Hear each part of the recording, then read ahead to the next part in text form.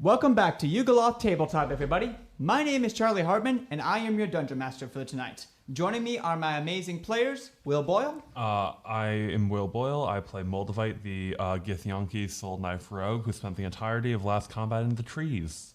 Key John Smith. I'm playing Ezzie Vanderplin, a Divine Soul Sorcerer who didn't get hit one time the last combat encounter. Cheyenne Mitchell. Hello, I am playing Alerra Cyanidel, a Drow Paladin.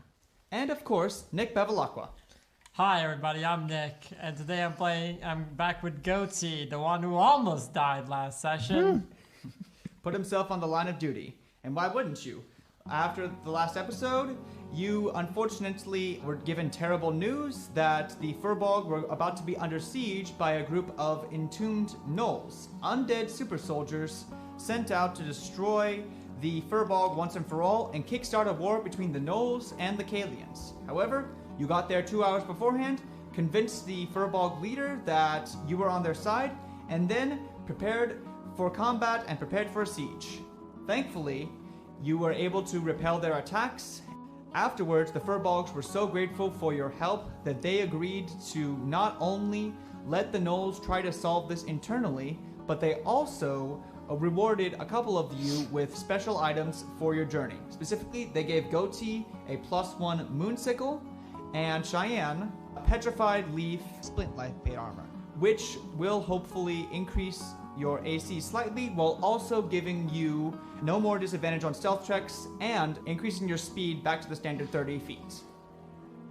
Alright, with that being said, let's just go ahead and head on into the Seeping Woods, where, thanks to the Furbolg's magical spell, Transport via Plants, you are swallowed by a group of trees and then immediately spat out into your location. Ugh, thank the wilderness, Surebean says as they dust off their shoulders. I hate this fast-moving teleportation.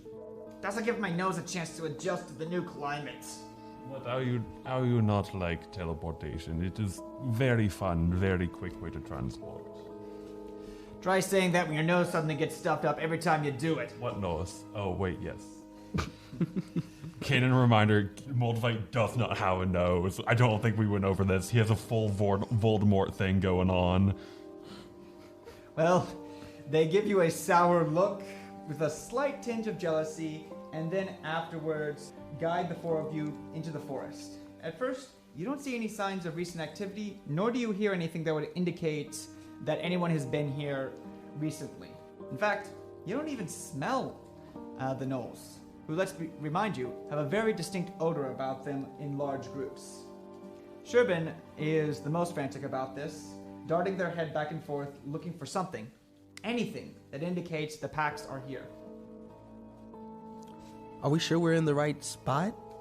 Yes, we are. We said at sundown at the Seeping Woods. Can I make a perception check? Go ahead.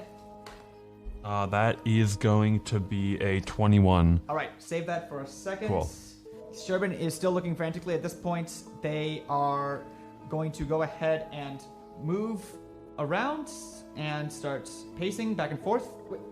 No. I made a promise. We said we would be there. Where are they? Where are they? Sure, being relax. Now, there's still a little bit of sunlight left. There's still time. Yes, but what if they're hurt? What if they were intercepted by the Borzoi? What do we do then? They'll be fine. Everything will be fine. Yeah. I say as I'm just kind of like looking around, like checking the perimeter. Oh. Speaking of the perimeter, you actually do look ahead and see very weird things about the forest up ahead. First off, you see a giant bush growing out in the clearing. Now, the bushes are all over here. However, this one seems to be recently grown. The trees themselves seem to be growing literally out of the bushes, but their limbs and much of their leafage is unaffected by it. It seems almost as if the bushes grew around, but aren't trying to confine the trees. They're giving them their space, as it were. That does not seem natural in any regard. And I kind of like motion for the party and like, I found weird nature. Define weird nature. Your ranger. Just look at these, and I kind of gesture over to like the bushes with trees growing out of them. Weird nature. Nature's not weird. I can assure you that if you look at this nature, it will look quite weird to you. I'm moving closer. So I get as close as I can to the weird vegetation. Let me see. Is that a nature check? Yeah, go ahead. That's a natural 20. Nice. Well, with that natural 20, Goatee, you are able to actually look into the bush itself, and you notice two things as you go in up close. First and foremost, when you go over to touch the brambles, they appear razor sharp, but instead, they actually don't hurt or prick you at all. If anything, they feel kind of rubbery and soft. Huh. I'm gonna plunge my hand fully into it to be sure. You do so, and you feel two things. First and foremost, the brambles themselves feel like you're sticking your hand through cooked spaghetti. Ugh. And secondly, as you're doing this, your sensors indicate with that nature check that this isn't a naturally grown bush. It's magically enhanced and magically created. I think I know where everybody is. All right. What do you do? I'm gonna look to the party as like, well, I'll see you guys, and then just go into the bushes, just disappear behind Homer them. Simpson. All right. I see this and I'm like, why not? And I also follow into the bush. I follow after Moldavite. Just seeps into the bush. Alerra, I guess, follows behind all of them.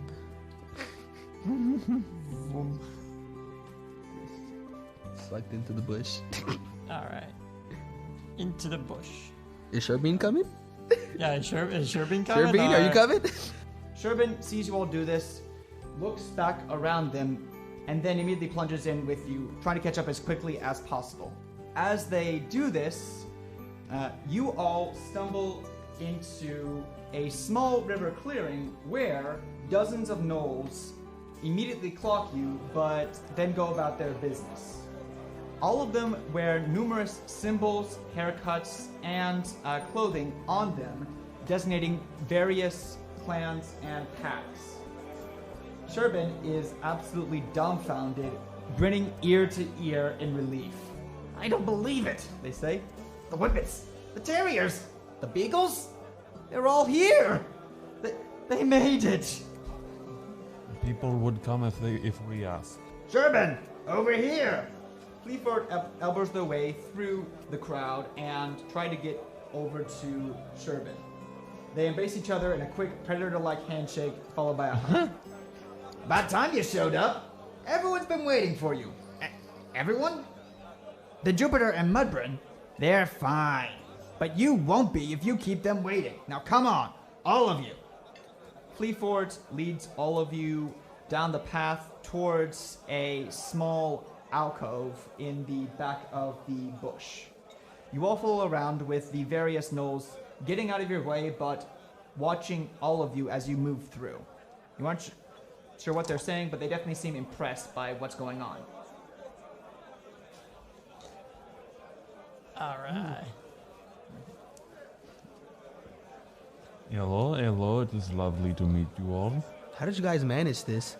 This barrier was secluded. We couldn't smell you, hear you, anything. That's the bush. Jupiter, Mudbrin, and Figbin saw to that. They may not be the best warriors, but they're the finest druids in the lands. The bush itself masks everything and only allows those we deem as friends in them. Simply put, the vines and thorns themselves can sense your aura as well as your intentions. If they think you're with us, they will allow you in. If not, they'll do everything in their power to keep you out. Truly ingenious, I must say. Maybe it should be used more. At the back of the camp, you enter into a small clearing against the bush. 8 gnolls sit gathered around a perimeter of stones, each one of them carrying a different symbol upon them. Surebean moves towards Mudbrin and Jupiter, but stops when Fleetfoot shakes their head. The Shih Tzu leader then takes their place in the circle, leaving the 5 of you at the entrance. You may approach, Jupiter commands. Give us your report, Surebean.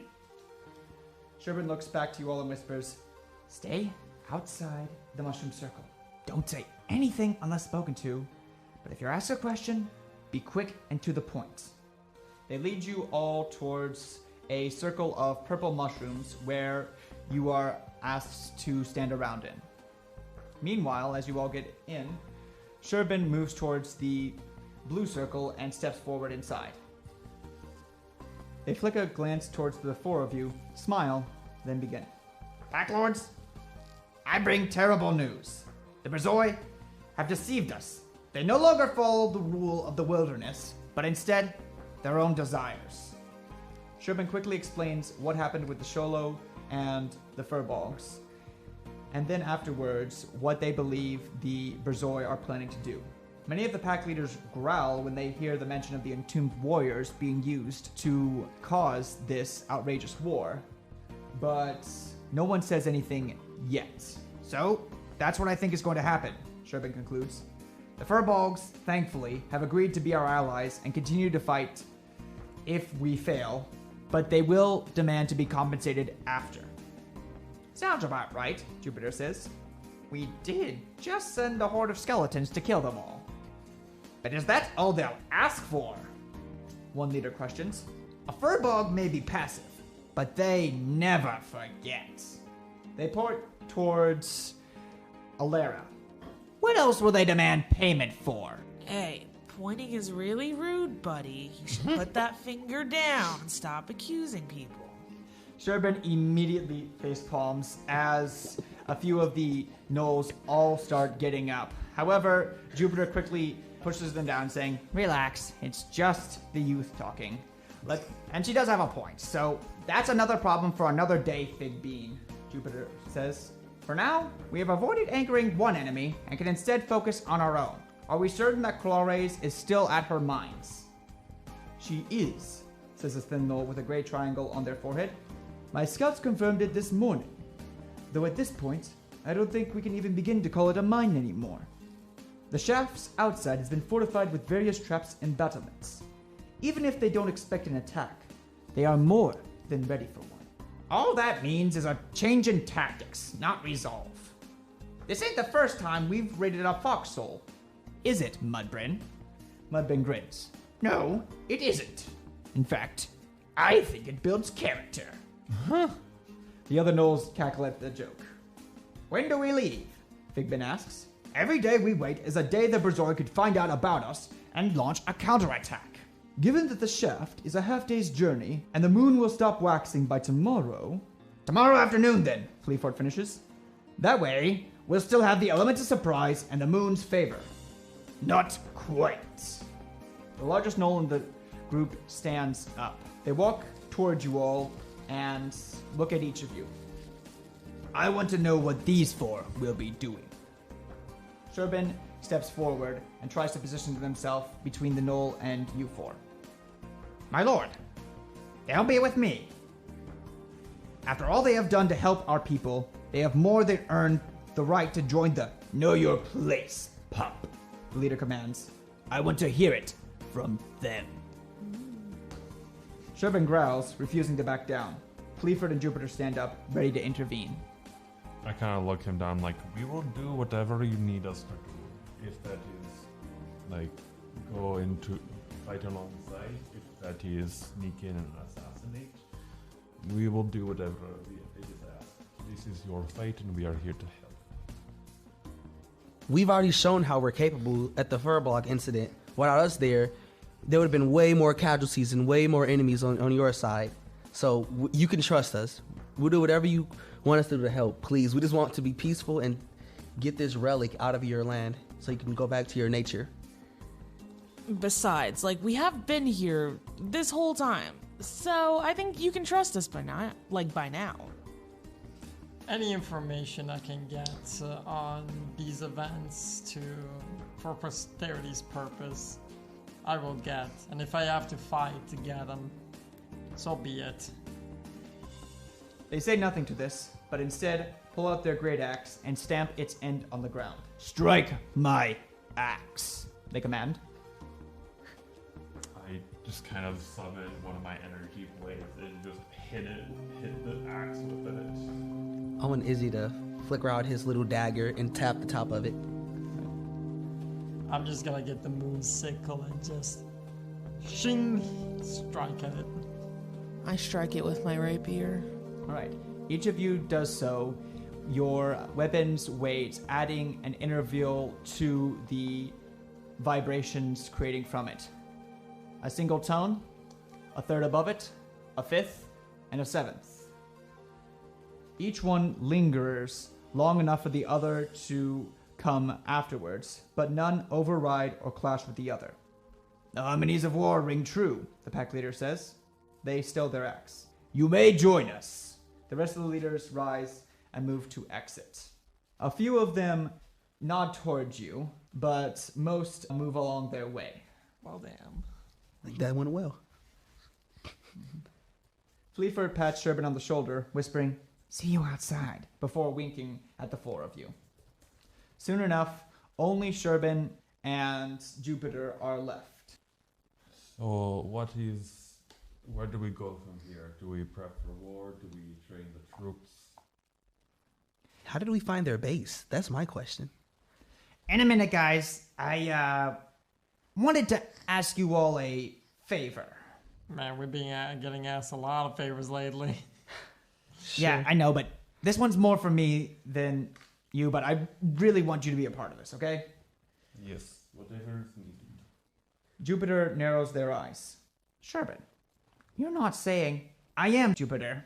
Surebean looks to you all. I trust them. What's going on? I feel like we're about to get asked to do something that is possibly dangerous, which I mean, this is war, but also like if we die, that reflects badly on you. But Well, I have a way to get stronger in a short period of time. The only problem is I've only done it once, and, well, you refused to do it ever since for nearly 3 years. Surebean Yeah. frowns. Again, I did it once for 3 minutes, and that's all the time I needed to know I didn't like it. Growing up is not something you can just choose to dislike, or ignore for that matter. Then what about you? You stay out of that form all the time, because my duties require it. But I know when I need to go back. Yeah, well... what on earth are you talking about? Surebean looks towards you all, then sighs again. My second form. There's a reason everybody calls me a runter pup.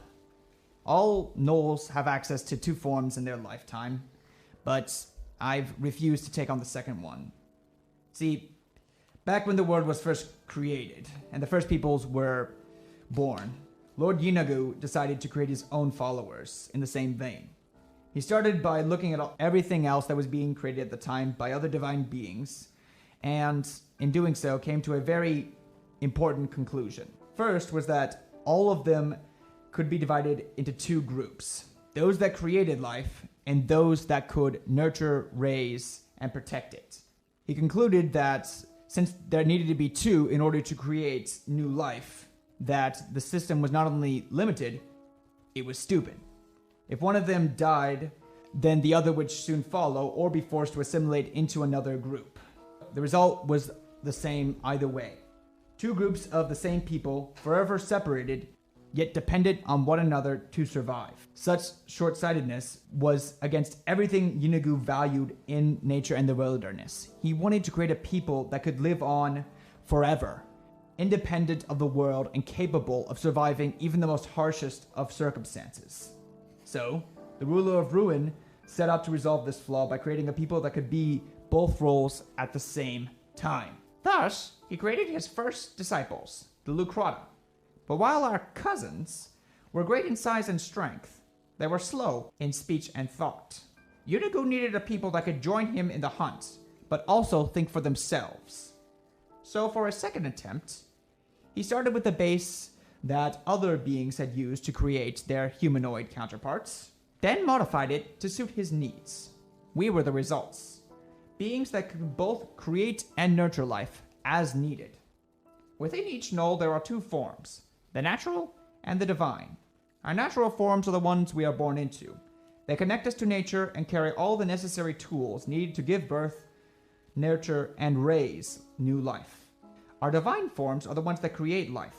Through a special ritual that changes mind and body, we access our inner power in order to be granted the tools of greater strength and, most importantly, the ability to commune with Lord Yinagu himself. It is this power that separates us from all others and allows us to survive within the wild.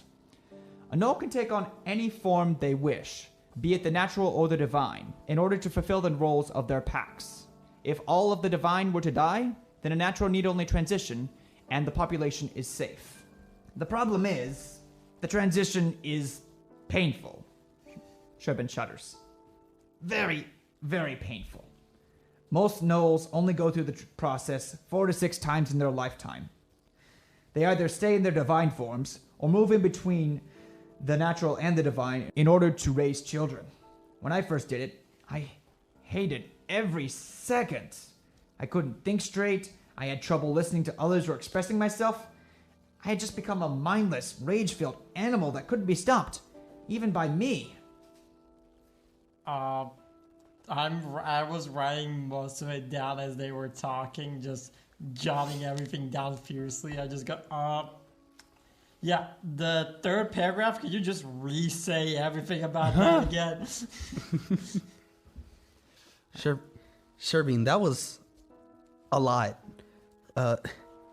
Do you know why your form made you feel so painful if it's your form of divinity?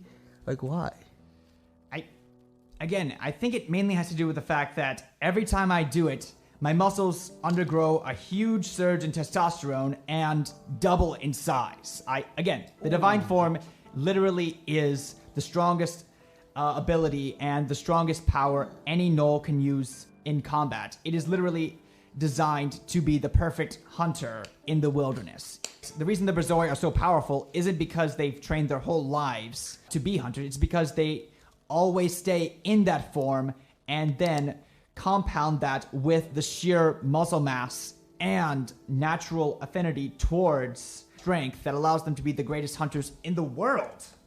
And again, when I first experienced it, I didn't know how to handle it. It was terrifying.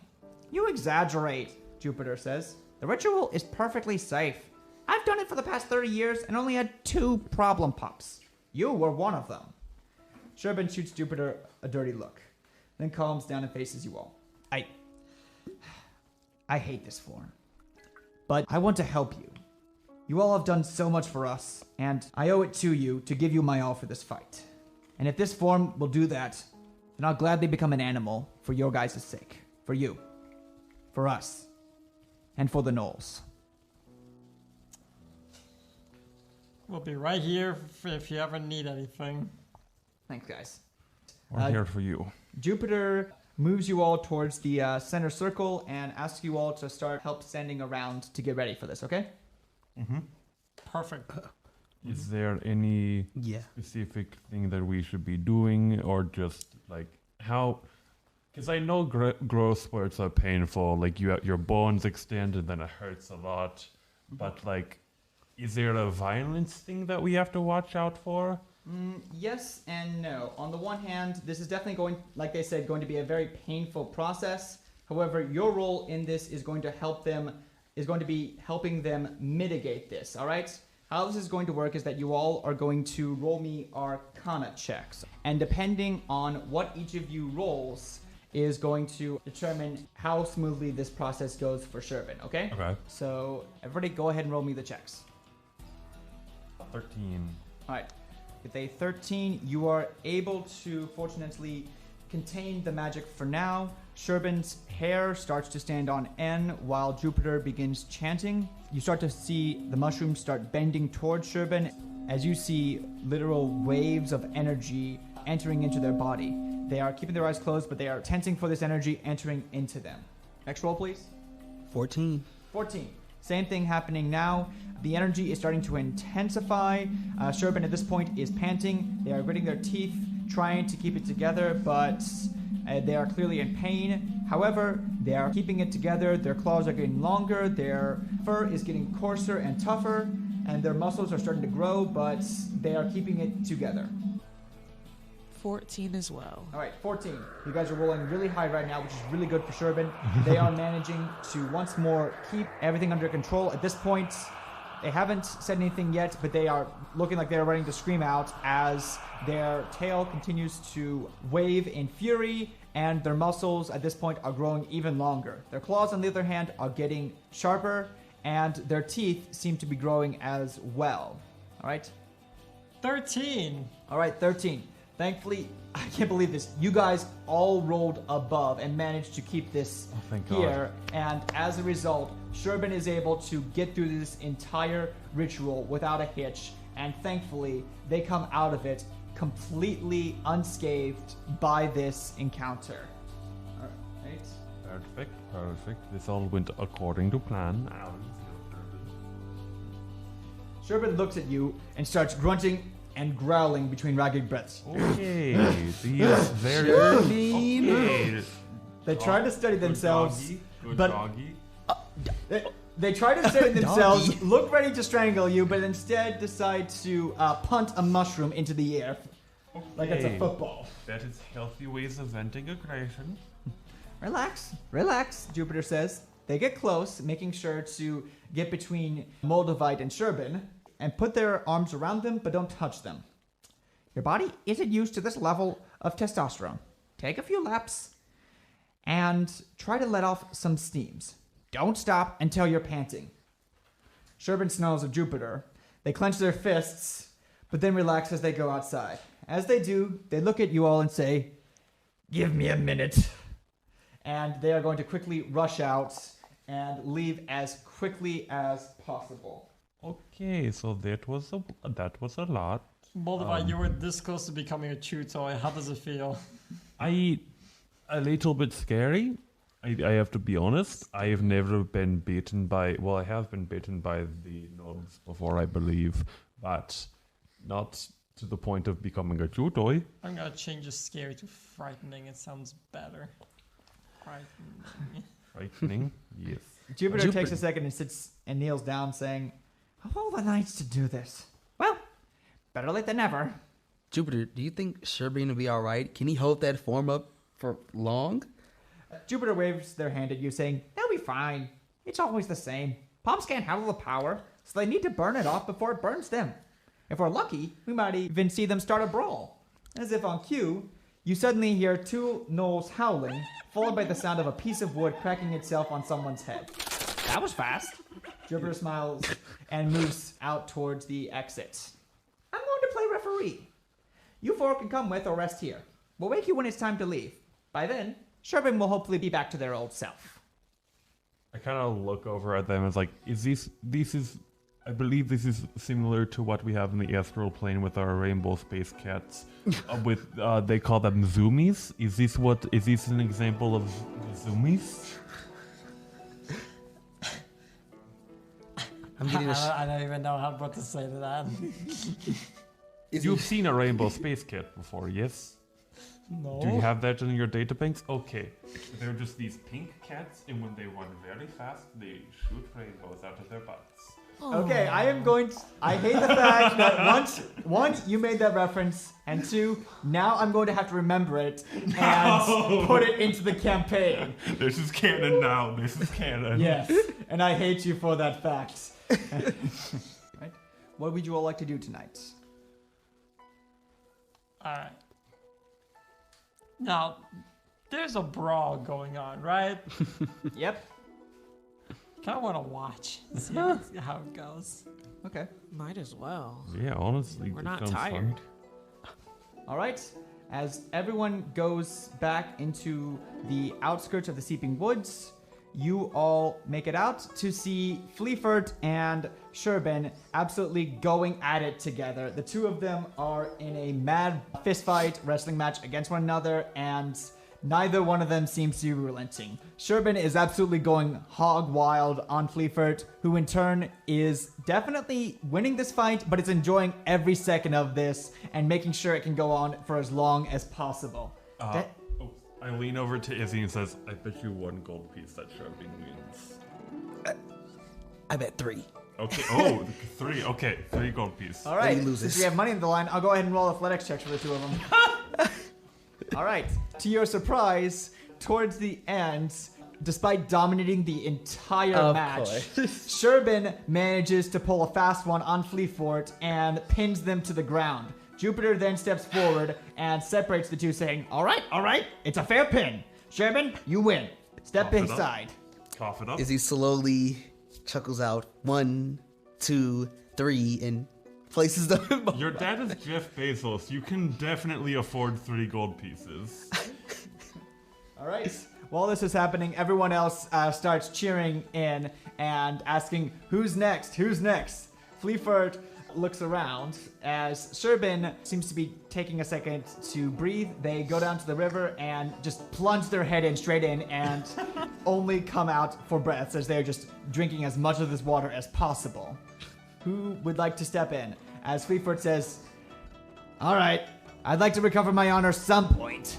I am not strong, so I will, if this is a battle of dexterity, I would be a lot better, but if I had to rank my strength from 1 to 20, I'd say I'm a 10, so I'm not going to partake in this. This seems fun. I mean, it seems like it's part of their culture. Might as well dive in, see how it is. I'll join the fray. I'll remove the jacket. Just robotic body full on. It's pretty skinny. It's a pretty skinny robotic body. I'll keep my hat on though. All right. You go over, and a few of the gnolls seem surprised by this, but Fleafort smiles and says, perfect. I want to see how Surebean's friends stack up. Let's go, Mr. Robot. As they square off against you. Go ahead and roll me an athletics check, Goatee. Cool, 7. All right.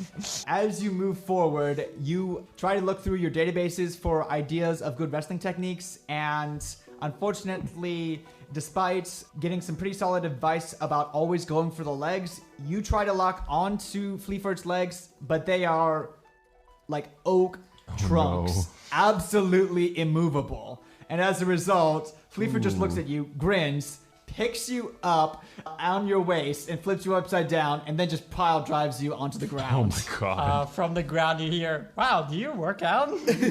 Yes. If this was a real fight, I'd have already lost my title to Surebean. However, this wasn't, and at least now I've regained some honor. But Izzy, I want Izzy to cheer loudly and say, the hell with the rest. If Mom was here, she would want me to compete. Me next. I'm not done just yet. Oh. all right, roll me another athletics check. With my head still stuck on the ground, I want to try to see if with Like my an legs ostrich. basically dangling up, I want to see if I can grapple her head and basically just pile drive her down. All right, go ahead. That is a 19. All right. Hey. You actually, I'll say this much. You definitely don't have the leverage to reverse pile drive them, but you can certainly grab them and put them in a stranglehold, forcing Fleafort to release you and get you back on your feet. They look to you and hold out their hand saying, let's call this a draw. Put my hand in hers like, very well.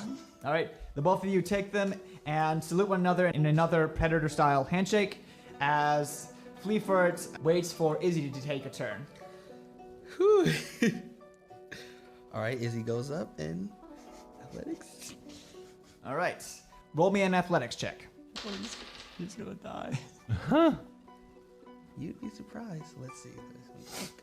Do you want to bet on Izzy? No. I like my Alerra, money. do you want to bet on Izzy, or I feel I'm betting that Izzy will lose, yes.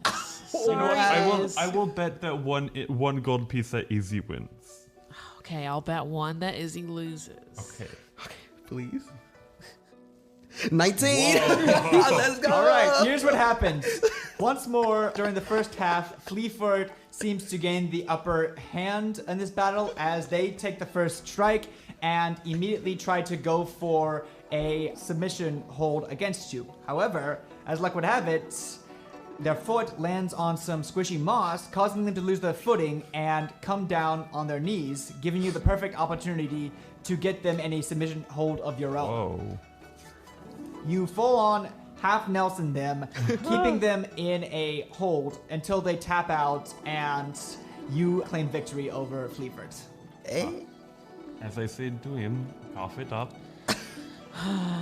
Alerra grabs the gold piece out of her shirt and hands it over to I kind Moldavite. of catch it. Like, we would do this all the time, just betting on sparring matches when I was in the military. It was hilarious. All right. As this is happening, a few more matches go on, but does anybody else want to do anything? I will also decide. Screw it. I go to the ring too. I'm gonna clear out the dirt from my head. All right. I'm possibly going to lose, but Moldavite just kind of like takes off his jacket and just has his like undershirt on and just kind of like assumes a fighting stance. All right. Roll me an athletics check. I actually have proficiency in athletics. Ooh, and I'm gonna add a side bolster knack to this, so that is a 22. All right, at 22. You definitely beat Fleaford in this athletics contest. It is a hard-fought battle, but you eventually gained the upper hand with a precision armbar. I'm also, he definitely, like, not cheated, but he, like, since he did use his side bolster knack, there was a point where, like, he kind of, like, used a little bit of psionics to just kind of, like, catch him in the middle of it. All right. So he definitely cheated. That's all I'm saying. All right. As you finish up your fight with Fleaford, one of the pack leaders approaches you all and singles you out, Moldavite. Yes. You said you can handle assassinations, correct? I may have performed one or two in my day. What about it? What about the rest of your group? How are they with such work? Well, we range from not stealthy at all to bull in the china shop, but the bull in the china shop did recently get armor to make them more stealthy. So, I believe that given the right circumstances and the right help, we can have some kind of strike force. All right. They motion for you to follow them and lead you out away from everyone else. I go with him, kind of looking like, is this time to create war council or Something. just start making plans? Do you just have like a map that we can start going on? I kind of need some stuff.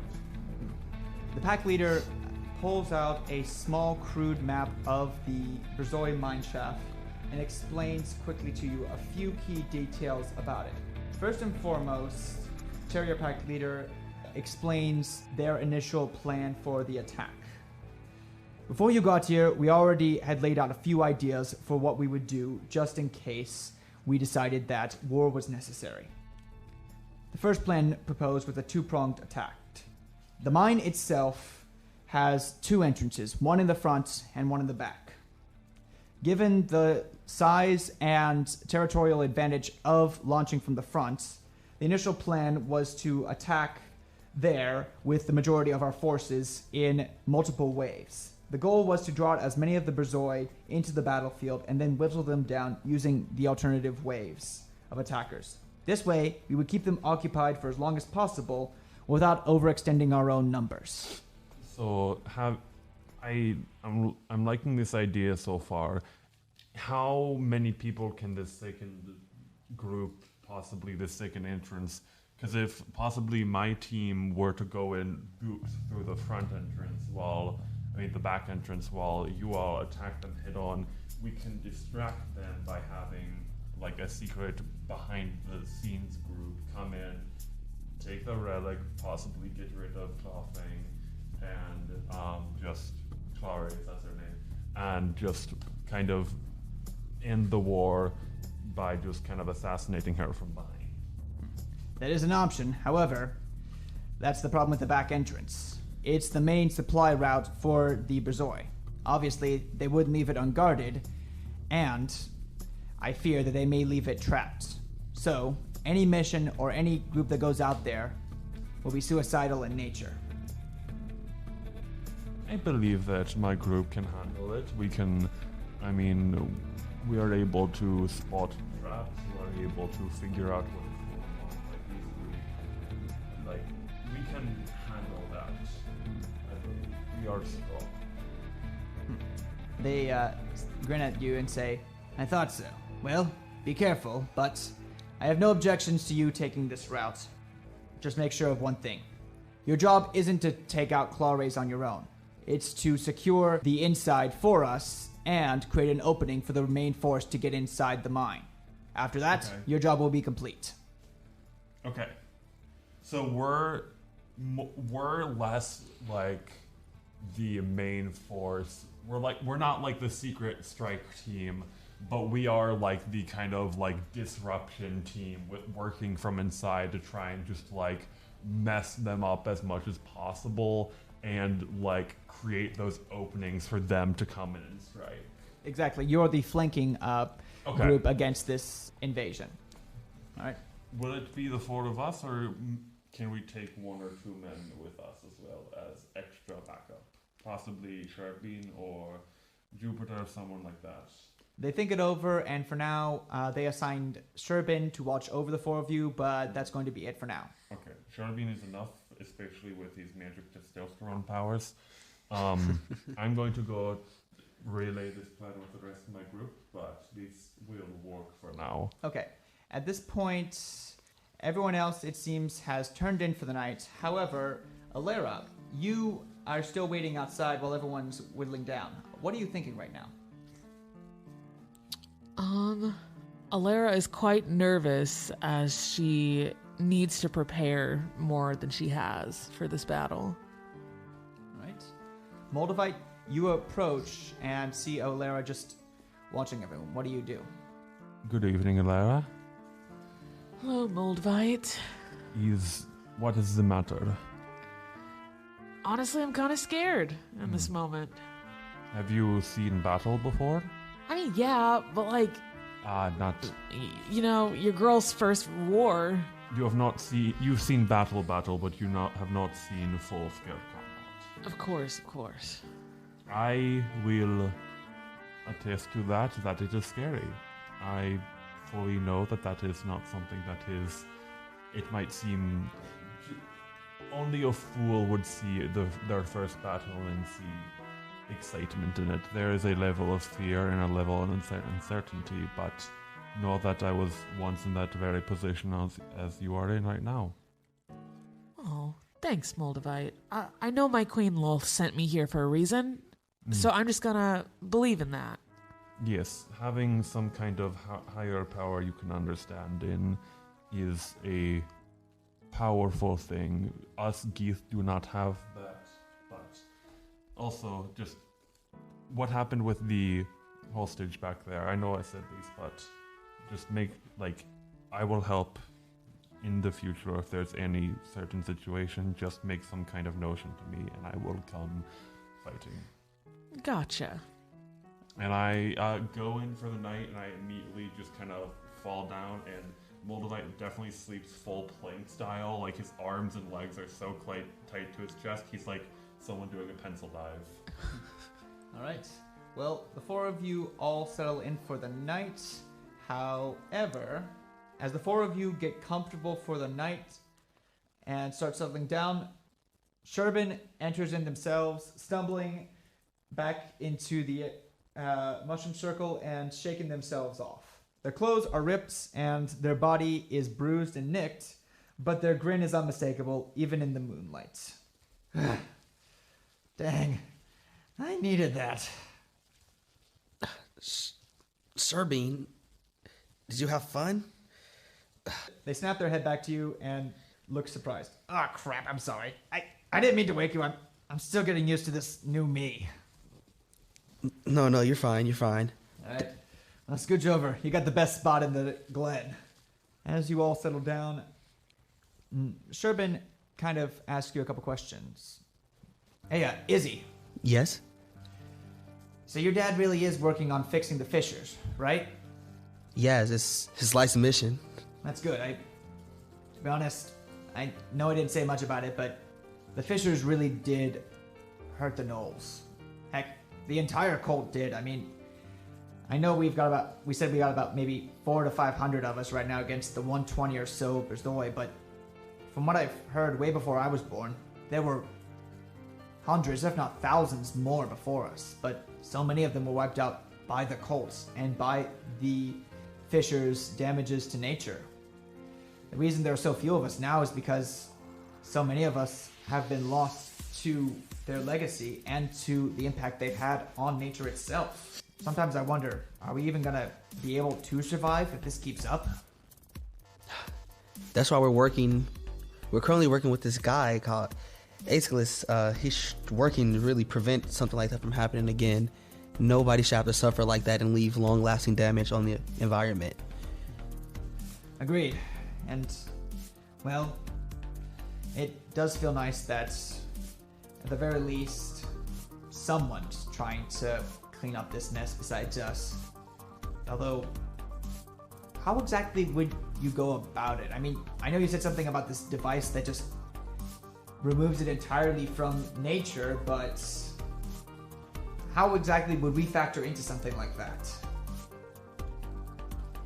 Well, the power of you showed that you can already get rid of it to some extent. But my dad had intervention. He's trying to get rid of it from the source and break it down to where it doesn't affect nature at all. There's no point in temporarily fixing it, but for now, your solution will help us until my dad gets more time to perfect his methods. Alright, well, I mean, I guess I could teach a few more people how to use the spell, and we could start organizing a few more group sessions in order to better create this healing, but I'm still trying to become more of a people person, honestly, and I don't think I really like cities that much. It's okay, my dad's the same way. He's not good with people either. Oh. Well, I don't know. I still think that my place is out here with my people and my cousins, but if I need to go to the city in order to meet with your dad, so be it. Yeah, sometimes you have to step outside of your comfort zone. I mean, look at me, out here in nature, sleeping on mushrooms. Surebean turns over and looks at you. He raises an eyebrow, but says nothing. I miss home a lot, Surebean. I miss my bed. I miss my dad. I miss my mom pushing me to train every single day. At the time, I thought that that's where I would always be. And I wanted to try something new, and now look, I'm here helping you and your people. So imagine what you could do if you just came to the city and helped us. Yeah, well, maybe after all this is cleaned out we could, but for what it's worth, us Gnolls have a saying. Home isn't a building with a roof or a specific tree. It's wherever you feel like you're safe and you feel loved. I guess there's some truth in that, I do kind of feel comfortable here. Yeah, well, I'm glad you feel that way, man, as they slowly turn over and fall asleep. The sun rises slowly the next morning. Its crimson rays bathe the forest in a beautiful autumn palette, but the bush is surprisingly quiet this morning. As this happens, everyone slowly wakes up and starts moving around. Ezzie, as you get up, you actually spot out of the corner of your eye a small ferret watching you. You aren't sure exactly what it wants, but it seems to be keeping a constant eye contact with you and refusing to look away. What do you do? I gesture my hand towards it to pet it, but cautiously but curiously. All right. At first, the ferret moves slowly but surely towards you, hesitating, but eventually it does get closer, sniffs your hands, and then rubs its head against your palm. Hey, little guy, you want to stay with me? And Ezzie places it on his shoulder and keeps it close by. All right. As you do this, you feel a small burst of energy leave your finger into it. The ferret doesn't react, but you feel like there has been a small connection made there that if you continue to slowly but surely nurture it, you might be able to better understand this creature and even be able to communicate with it. All right? Mm-hmm. I'd like you now to please Explain to me what Find Familiar is. Okay, it's... Oh my goodness, it's a very long description, but Find Familiar is essentially... I'll read the D&D description. You gain the service of a familiar, which is a spirit that takes an animal form of your choice. It's a long list of animals, some including bat, cats, crab, frog, etc. The animal or the apparition appears in an unoccupied space within range, and the familiar has the statistics of the chosen form through the celestial fae or fiend of your choice instead of a beast. The familiar acts independently of me, but it always obeys my commands. In combat, it rolls its own initiative and acts on its own turn. My familiar can attack, but it can take other actions as normal. When it reaches 0 hit points, it disappears, leaving behind no physical form. It can reappear after casting again. When my familiar is within 100 feet away from me, I can communicate with it telepathically, and as an action, I can share my sight and hearing with it. But during this time, I am deaf and blind. Well, while everyone wakes up, how does everyone react to seeing a ferret on Izzie's shoulder? Izzy, you got something on your shoulder. There's something moving. This little guy? I think Moldavite's definitely the last one to wake up. He just kind of goes up, stretches, yawns, looks over at your shoulder, and then a look of shock, horror goes to his face. Like, what is that thing? Something the great Moldavite is scared of? What? As he steps closer to No, get that thing away from me. Get that thing away from me. What is that thing? This little guy? Just a little fur. As he puts it in his hand and brings it closer to Moldavite, you should pet him.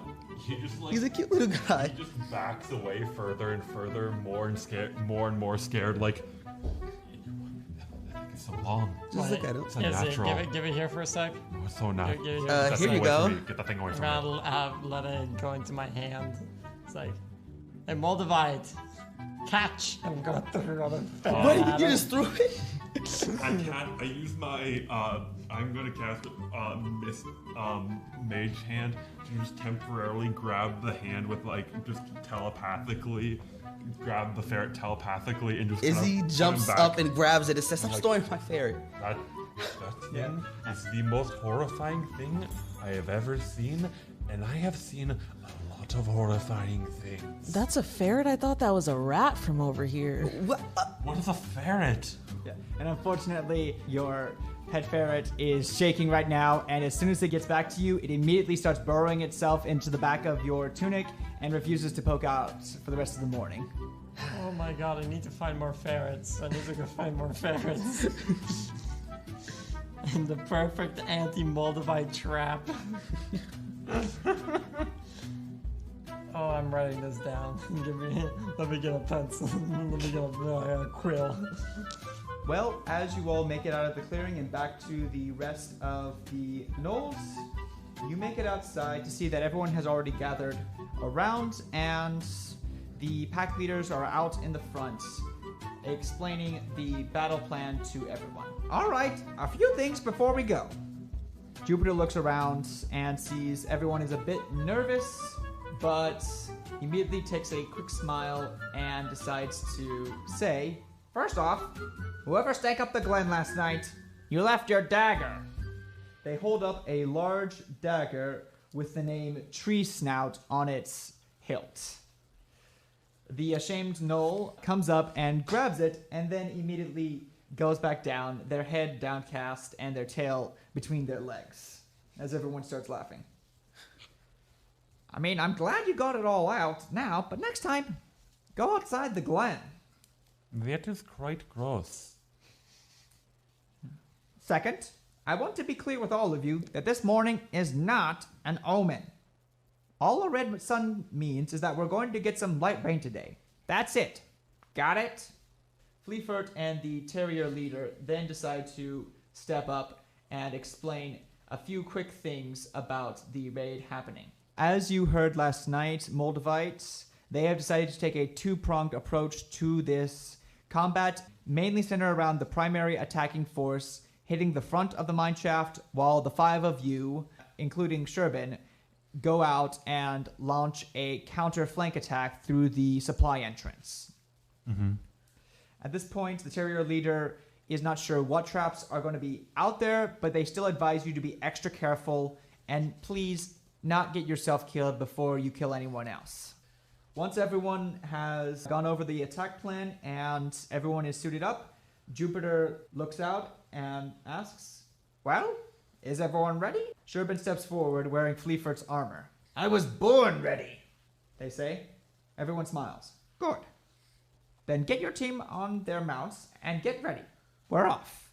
You all make it outside into the outside of the range where you see about 36 Lucrata have all gathered around and are standing waiting for all of you to ride them.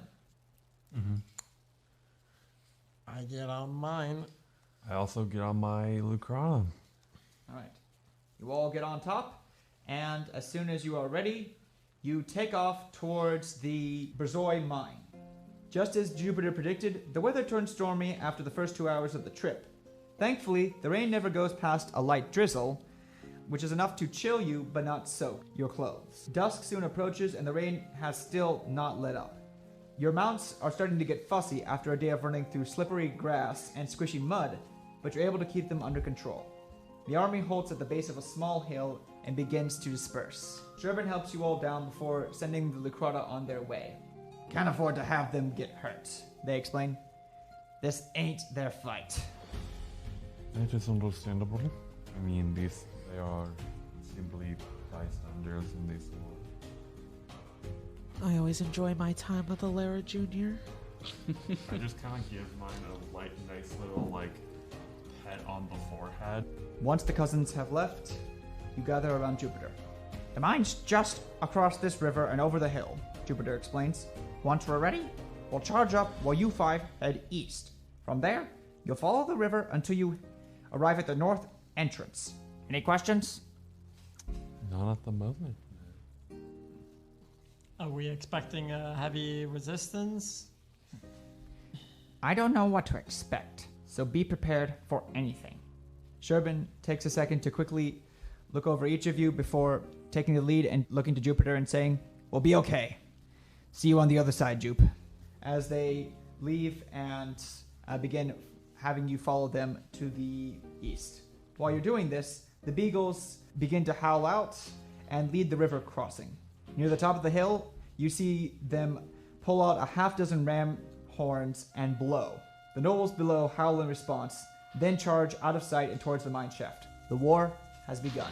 Now, for your portion of this conflict, you all make it across and thankfully are able to quickly make it onto the battlement. Surebean has you stop a little bit before you come to a cliffside by the river and motions for you to halt. They look over and see, for now, 2 Borzoi guards standing in front of a small entrance. Their swords are drawn, but they seem listless and impatient. What are you all going to do? I say we probably just create some, just ambush them. Would you rather we do a small distraction and just have them go away? Or do you want to just try and take them out? If there's distraction, might put them on high alert, but also if we kill them and people find bodies, that is also high alert. You can knock them out and dispose of the bodies. Yeah, it would be fun. We just have to make sure that we get them, and make sure we get them all at once. Otherwise, if we take one and the other one survives, he's gonna call his friends. Possibly we can just grab them and 2 people can come in, grab them, and then the others can just kind of fire on them until they stop moving. Maybe block out their escape path. Gotcha. In that case, how are you going to try to take them out? Ranged, getting close. Right now they are looking straight north and looking around, but there are some blind spots in their midst around the other side of the river that you can get across and hopefully catch them off guard if you want. I say we just catch them off guard. Okay with this. That's a good plan. Let's just get in range and then just kind of let off a sneak attack. Well, as you all get into position, where all do you put yourself? Describe to me where exactly you're going to be going.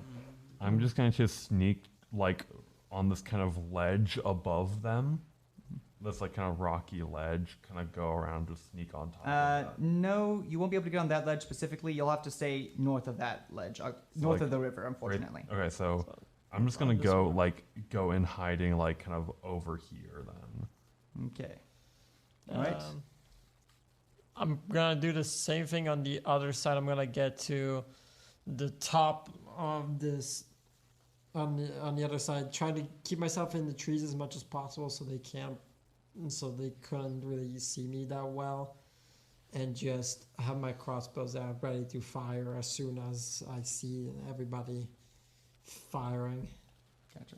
Ezzie will be on the cliff behind Moldavite up there. Oh, I also use my Psychic Whispers ability and set up a kind of mental communication, like telepathy channel between the 5 of us. Okay, perfect. So I can send the signal mentally so we don't have to speak. Perfect. Mm-hmm. Beautiful. Well, as you do this, Surebean looks to you, Alerra, and says, well, I think we'll take the front lines then. What do you say? Sounds good to me. All right. They motion for you to follow them as they are going to make stealth checks. Make one for me as well, okay? Alerra?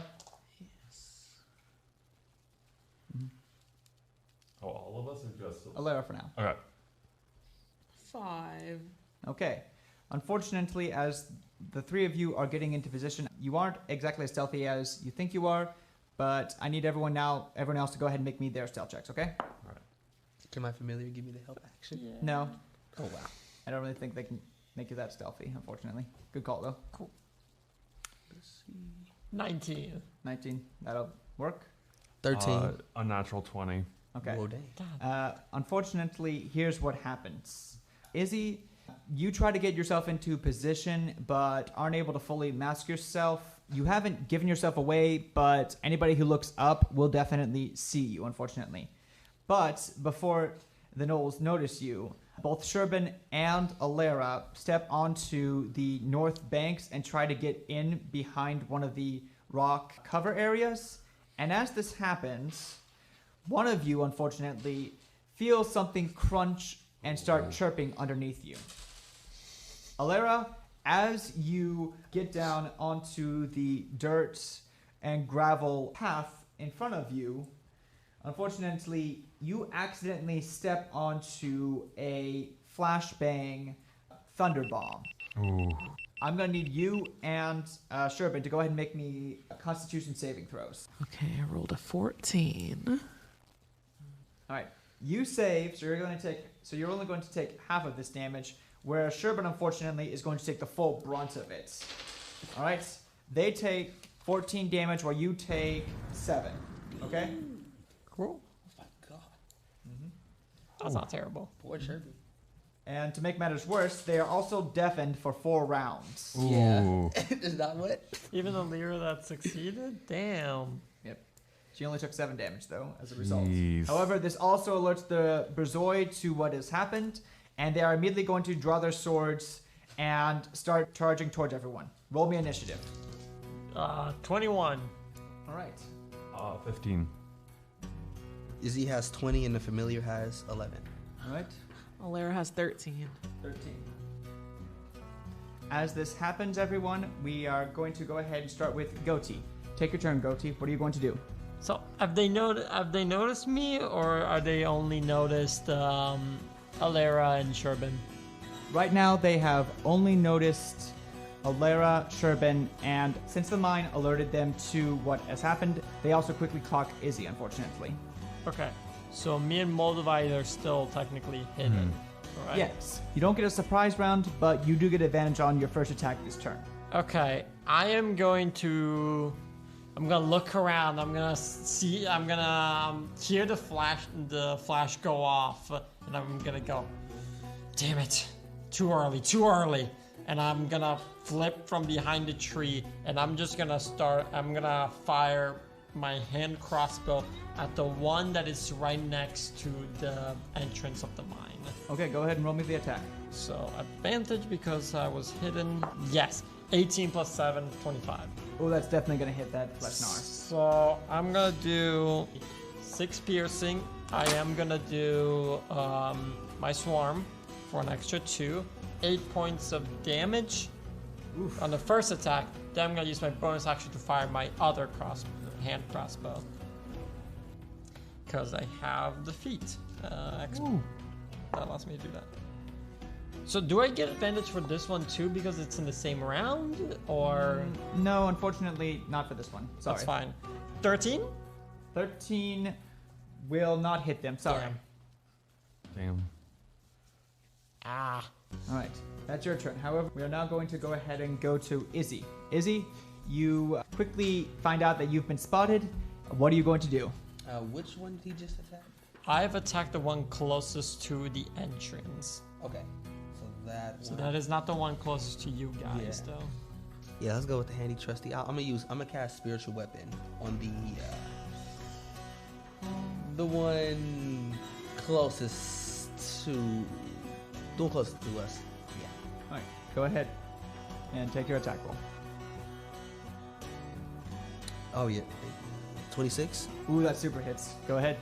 That's 11. And now the spiritual weapon is there. All right. Still have your action. Can't. Yeah.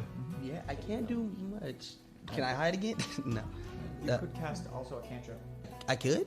Yeah, cantrip and spells are two separate things. You can cast a spell and a cantrip at the same turn. Wait, like I could? So Yeah. I could have did that this If- whole time. Yeah. if you use your action to cast a spell that uses a spell slot, and you have a bonus and you have a cantrip that can cast as a bonus action, you can do that. And vice versa. Yep. But if you do use a bonus action for a main spell, you can't cast your action for another spell slot spell. It can only be a cantrip. Yes. Wow, so I can use Toll the Dead. Yep. Yep. What? I would have been doing that. Okay. Wow. So yeah, I'll cast Toll of the Dead to the, let's say the same guy. Yeah. All right. He has to make a wisdom saving throw. Yep. Could you give me a quick rundown and description of Toll the Dead quickly? Yes, I can. You point at a creature you see within range of 60 feet, and the target must succeed on a wisdom saving throw or take 1d8 necrotic damage. But if they're missing hit points, then instead take 1d12. Okay, perfect. Since both of these are taking damage, if you're targeting the same one, they will certainly take the full d12. Especially since they only got a 9. Yeah. Yep, they failed. So I'll roll a d12. And that's 11 necrotic. That was just enough to finish this person off. Wow. Nice. However, as you do this, we are now going to go to Moldavite. Cool. So I'm hidden, so I'm going to use my action and my bonus action to fire 2 bionic blades at this thing. So first attack with advantage, 22. That will hit. Cool, and that deals. Oh, that is amazing. 20 damage. That finishes that one off as well. I could have saved my weapon. All right. Yeah. However, as this happens, we are now going to the next turn in combat. As unfortunately, out of the blue, you suddenly see a ray of necrotic energy starts barreling down towards you, Moldavite. All right, and they got a 24. Ooh. Well, you see suddenly spot out of the corner of your eye a Gnoll suddenly pop up out of nowhere and appear in front of you as soon as they cast this spell. This is going to be a spell called Ray of Sickness. Ooh. All right. Since you got hit, you are now going to take 2d8 poison damage. Oh, beans. Okay. And on a hit, you are now going to take 14 poison Oh, damage. God. And now make me a Constitution saving throw. Okay. Oh no. Okay. 6. Unfortunately, you are poisoned until the end of the Ooh, next turn, which okay. again means that you have disadvantage on attack rolls for the next minute. Oh no. Sickness be upon ye. However, this isn't the only time this is going to happen, as unfortunately, Alerra, you immediately feel a sudden jolt of electricity go in around you as a second Gnoll shows up and are going to cast Shocking Grasp on you. However, they literally rolled a 2 and a 1, and thankfully for you, even though this is an electric attack, your leaf-based armor completely negates this first strike against you. It completely insulates you from their assaults. Let's go. Wonderful.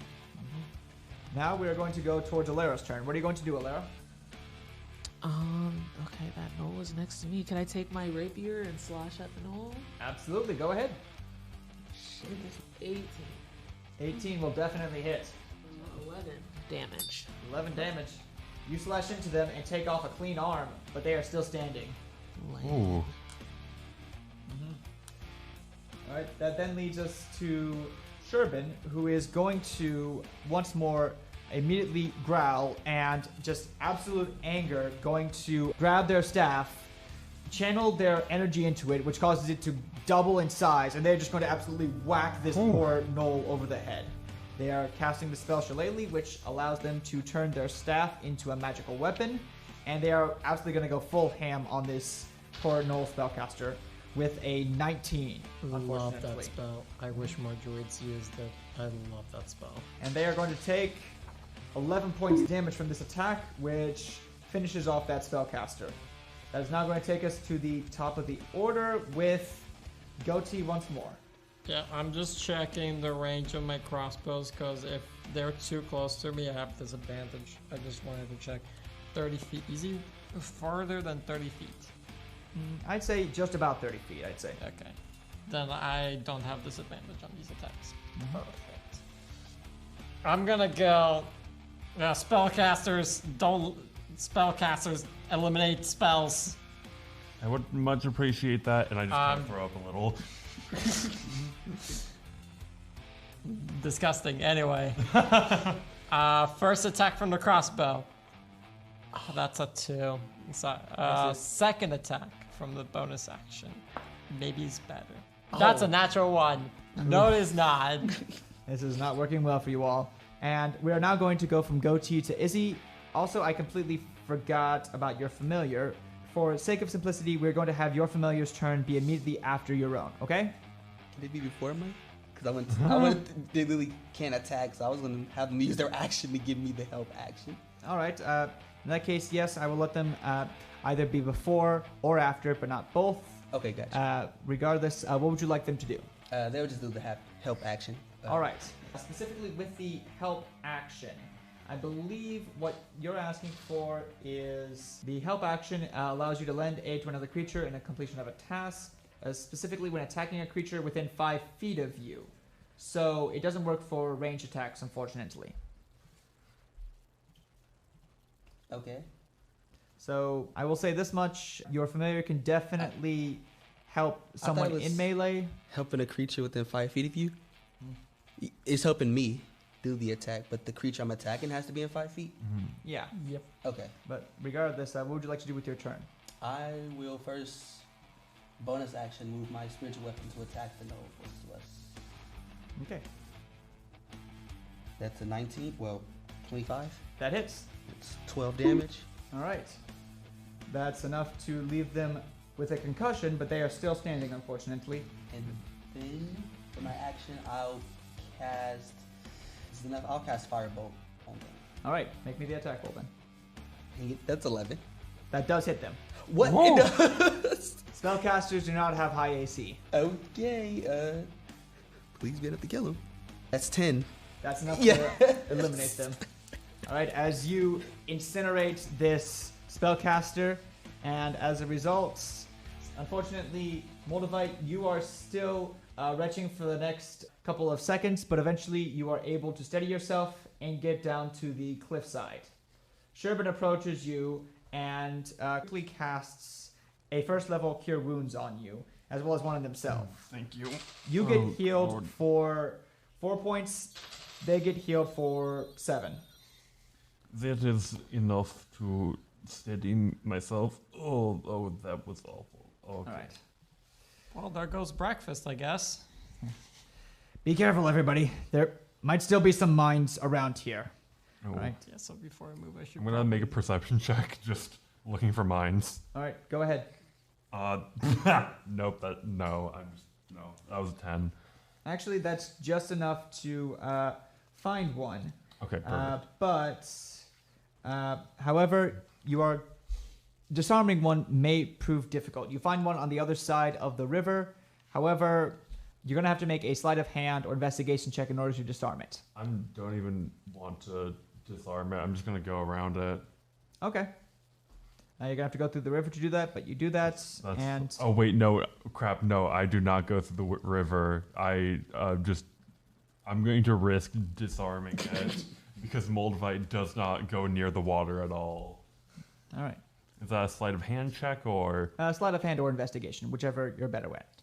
I'm gonna go with sleight of hand because it's plus 1 more. That's a 13. That's just enough to disarm it. Cool. Right. Moldavite just kind of takes a second, disarms it because I'm like, I'm not going into the water. I disarm it and he just kind of throws it off to the side. Okay. A second.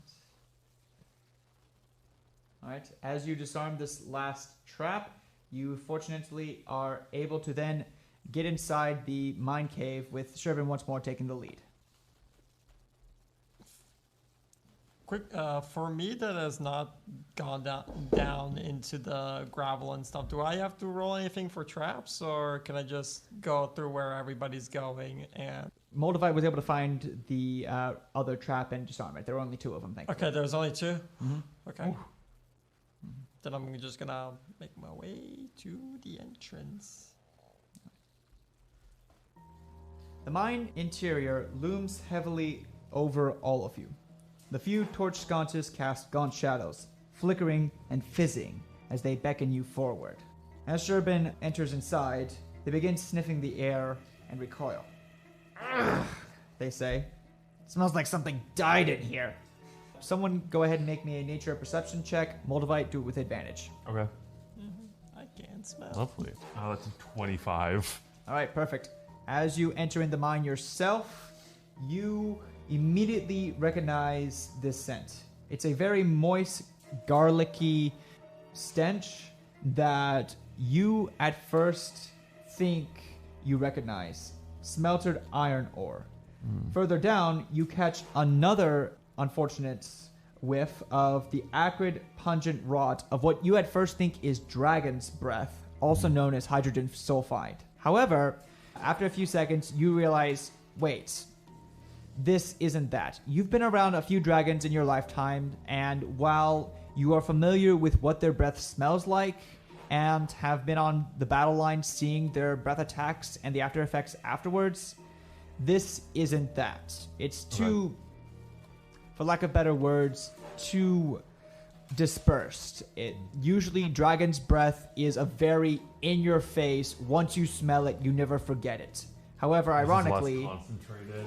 Yes, it's less concentrated. However, this is surprisingly dispersed. It's a very faint odor that anyone who has smelled it might mistake it for it, but this is not that. All right, fortunately. Not dragon's breath, so that's honestly the best thing that we have right now. There's not a dragon in here that we'll have to fight. Mm-hmm. All right. However, as you head south, the shaft itself opens up into a small fork in the road. Looking around, you see that this fork leads either west or south. However, you hear down the cave itself, you quickly hear a few sounds, including what you think might be the sounds of outside combat echoing southwards. All right? What do you do? So, southward is combat. Yes. It is possibly where the rest of the Gnolls are fighting the Borzoi. Mm-hmm. Okay. Do we want to go that direction or do we want to take a different way?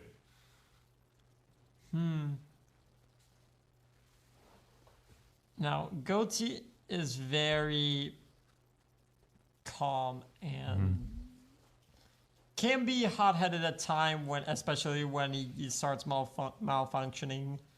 But I'm gonna say We should wait for the others. If we go in a group together, we will be able to better attack, to do a better attack. We should probably clear up the way though. So we should probably go down south and clear up anything that's I thought that was coming from the south. Yes, it is coming from the south. So let's go west and just go that direction, clear out some of the other enemies in the queue. If we went south, we could clear up any gnolls that were in the tunnel south, clear them up for the guys who are coming up, so they have an easier time. That's what I was thinking.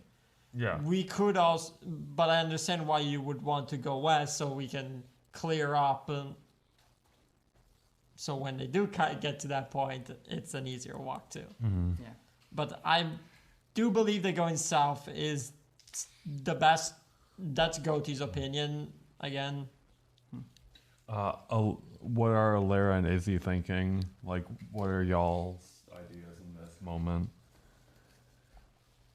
I'm ready to get this show on the road. Might as well go south. Okay. Yeah, provide more support to the battle down south. Perfect. I'm gonna, as everybody gets ahead, I'm gonna put a hand on Lizzie's shoulder. I'm gonna go. Now, we're about to get into some very, very dangerous territories, and people don't come back from these things. So, just in case, is there something you want me to tell your parents?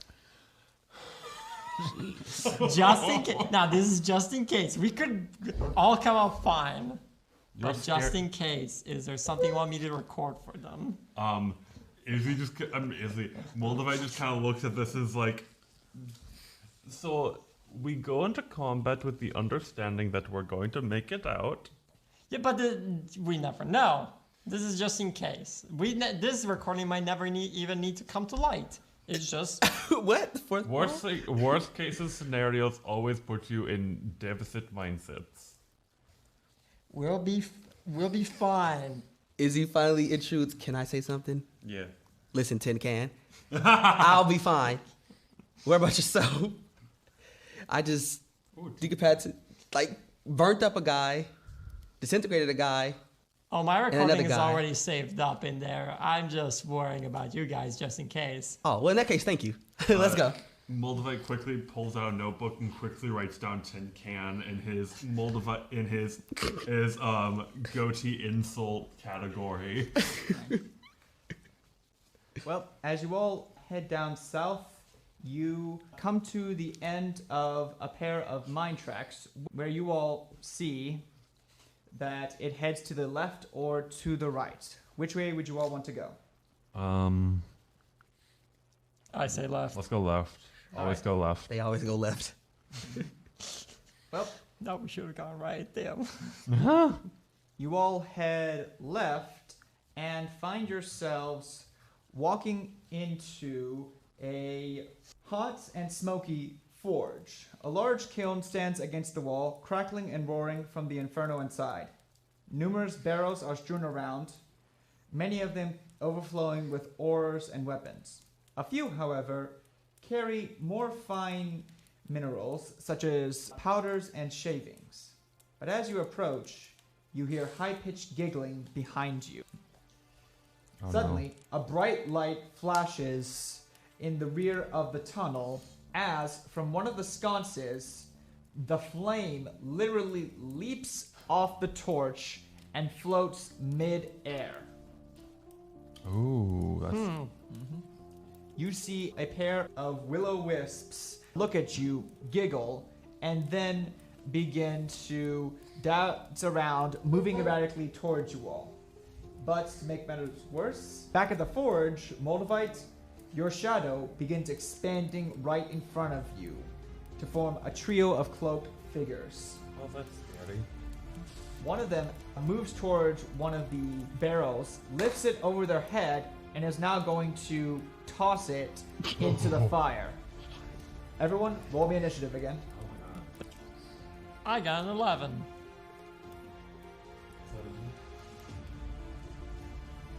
20. 9. All right. The will-o-wisps are going to go ahead and go first on initiative 24. They are going to move erratically and go ahead and try to shock Alerra and Goatee. Alerra does a 15 hit. No. Alright, good. Goatee. Does a 17 hit you? Yes. Alright. One of them connects against Goatee, and you are going to take 6 points damage. Oh. Alright. We are now then going to go towards Ezzie. It is your turn, Ezzie. You can move in to get near these shadows if you want, or try to hit one across from Moldavite. But what are you going to do? For me, my familiar, a guy within 5 feet, the shadowy creature. Mm-hmm. So my familiar will use the help action on me this time. Gotcha. And then for Izzie's turn, so what are these creatures? The 3 black creatures at the top? They are shadows, shadow creatures. They're basically my shadow, but like split into 3 like creatures. Good. So we're basically just fighting 3 shadow Moldavites. I'm gonna burn more radiant damage. Okay. I'll cast Guiding Bolt, but I'm a twin spell it.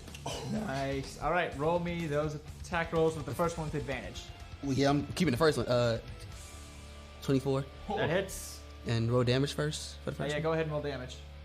13 damage radiant to the first guy. You hit them with 13, but the damage actually then doubles to a whopping 26 for this first one. Ouch. As you absolutely eviscerate them. It's like that scene in Princess and the Frog where like Ray is just fighting all the shadow And monsters. the second one will be the one right in front of Moldavite. Yep, That first roll that one regularly. Let's.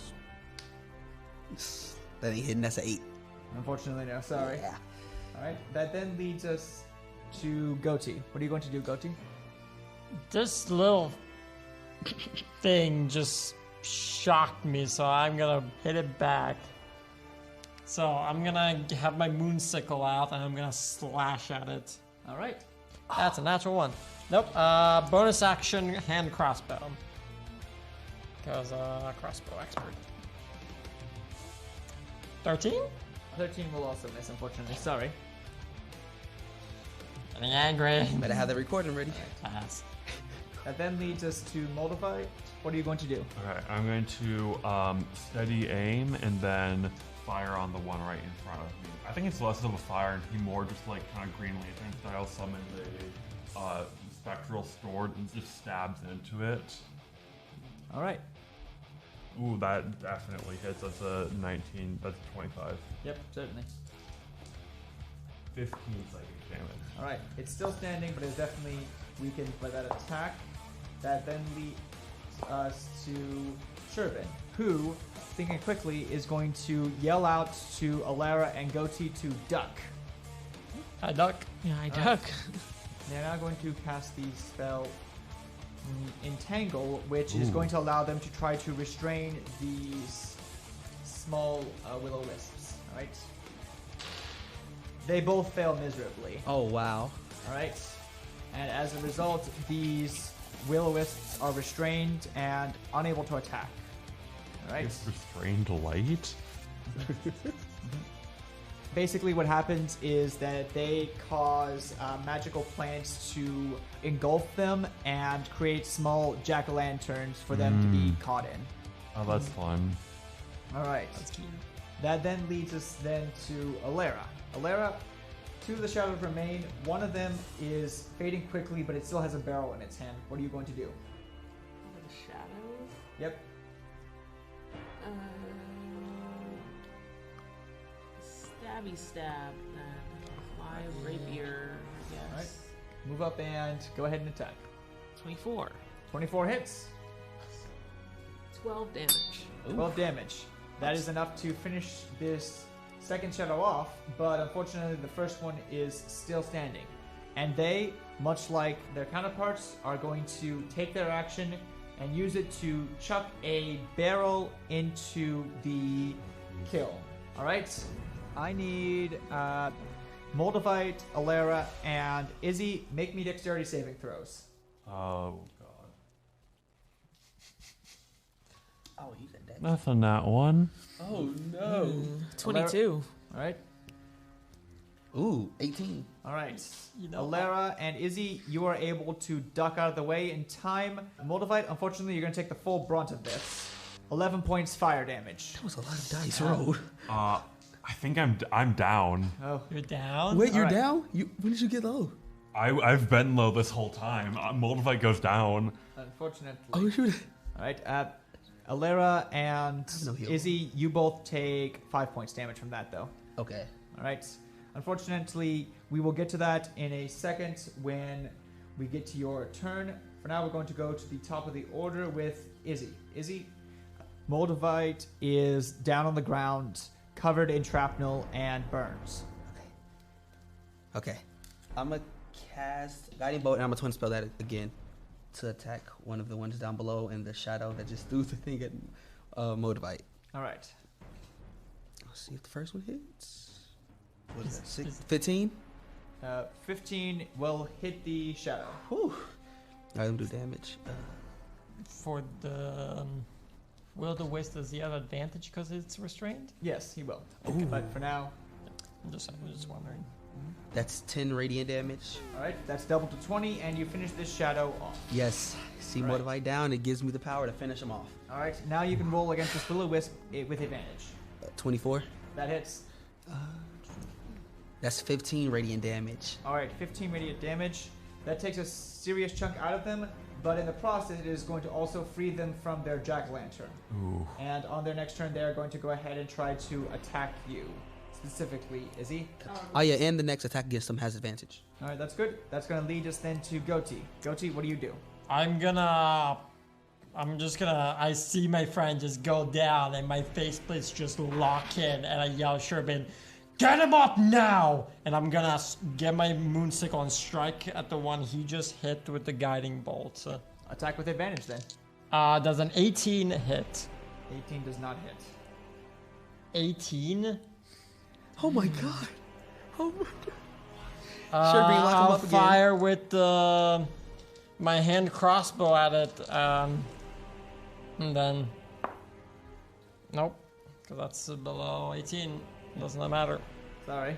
That then leads us to... Hold on, I'm gonna move in front of them so they have to go through me. Alrighty then. That then leads us to Moldavite. Now, since you are down to 0 hit points, you aren't dead yet. What happens at this point for everyone at home is we enter into something called death saving throws. How this works is that for the next couple of turns, you are going to roll a d20. If you get above a 10, you count as one success. Below a 10 is a failure. For this table specifically, nat 1s and nat 20s are especially potent because a nat 1 is 2 fails in a row, whereas a nat 20 automatically stabilizes you to 1 hit point. That in mind, 3 strikes, you're out. Okay, that's a 6. Alright, that's 1 fail, but you still have 2 to go. And on their turn, Surebean is definitely going to go forward, and they are going to, thinking quick, summon their unicorn totem spirits and also activate Cure Wounds. So you are going to get the following back thanks to this. Alright, first off, from the healing of Cure Wounds, you are going to get 7, and then from the Unicorn Spirit, you are going to get an additional 6, so 13 hit points. Okay, Moldavite just from the brink of death just kind of comes back to life. Just That is going to be Surebean's turn. We now go towards Alerra. Alerra, what are you going to do? Oh, way over there. Can I go back around and help with the Will-O-Wisp? Absolutely, you can definitely move through your allies to get to the Will-O-Wisp.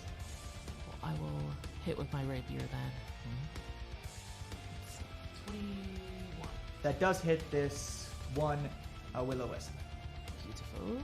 11 damage. 11 damage, that's enough to finish them off. Alright, as this one Will-O-Wisp is finally dealt with, you are then left with the other in the jack-o'-lantern. I take it you're going to leave it in there? yeah, let's just get out of here and run. Alright, well, as you make it out of the forge, you are able to then go back to the tracks in the road, beaten, wait. but definitely not down. And that's where we'll have to end our session for tonight. Hey everyone, it's Charlie Hartman here again to thank you for watching episode 5 of Yugoloth Tabletop. I appreciate each and every one of you and hope you enjoyed the episode. The next episode will be the finale to the Gnoll arc and will release on April 21st at 6 p.m. Afterwards, we'll take a small break until May 1st with a new arc this time in the capital city of Pishao. In the meantime, please feel free to like, share, and subscribe on whichever platform you're on. All music can be found on filmmusic.io, as well as listed in the credits and payspin link below. Our sound effects can also be found on freesound.org, as well as once more in the credits and payspin link below. Appreciate you all listening. Hope to see you next episode.